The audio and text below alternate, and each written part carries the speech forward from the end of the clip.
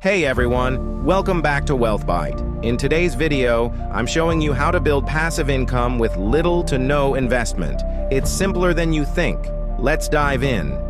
Step 1. Choose your passive income source. The first step is to choose a passive income source.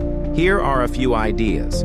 Affiliate marketing, share products and earn a commission. Print on demand, design and sell custom products. Digital products, create and sell ebooks, printables, or online courses. Step 2. Set up your platform. Next, you'll need to set up your platform. If you're doing affiliate marketing, start a blog or social media. If it's print on demand or drop shipping, set up an online store. Platforms like Etsy or Shopify are perfect for that. Step 3. Create and share content. Create valuable content that people will find useful. If you're doing affiliate marketing, write blog posts or make videos reviewing products. For an online store, share your products on social media to attract potential customers. Step 4. Automate and scale. To make this truly passive, use automation.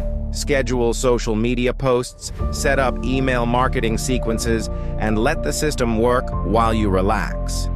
That's it. Choose your income stream, set it up, share valuable content, and automate. Simple, right?